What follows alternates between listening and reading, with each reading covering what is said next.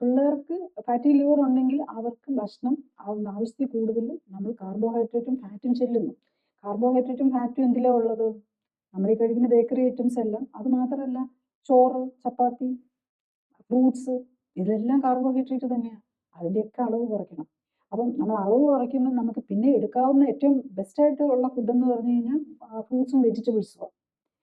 അത് നമ്മൾ ഈ പുറത്തുനിന്നൊക്കെ വരുന്ന ഫ്രൂട്ട്സ് അല്ല നമ്മൾ എടുക്കേണ്ടത്.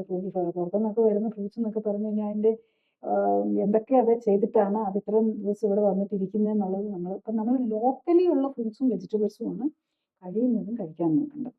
അപ്പം ബാക്കിയുള്ള പുറത്തുനിന്ന് വരുന്നതനുസരിച്ച് അതിനകത്ത് കെമിക്കലും കൂടിക്കൊണ്ടിരിക്കും എന്നുള്ള കാര്യം ഓർക്കാം. പിന്നെ റിഫൈൻമെന്റ് കുറഞ്ഞ് കൂടുതലും ഇന്നത്തെ നമ്മുടെ ലൈഫ് സ്റ്റൈലിന് പിള്ളേരൊന്നും കളിക്കുന്നില്ലല്ലോ, കമ്പ്യൂട്ടറിലോ മൊബൈലിലോ കുത്തിയാണ് പിള്ളേർ ഇരിക്കുന്നത്.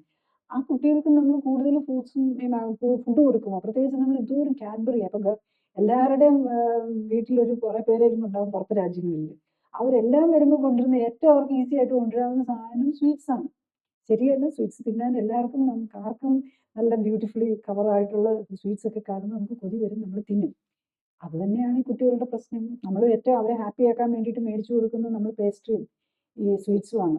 അതാണ് ഏറ്റവും ദോഷമായിട്ടുള്ള. അവരുടെ ലിവറിനെ മാത്രമല്ല അവരുടെ ബ്രെയിനിനെ നശിപ്പിക്കുകയാണ് ചെയ്യുന്നത്. കൂടുതൽ അറിയാൻ ലിങ്ക് ക്ലിക്ക് ചെയ്യുക. കൂടുതൽ വീഡിയോകൾക്കായി സബ്സ്ക്രൈബ് ബട്ടൺ അമർത്തുക.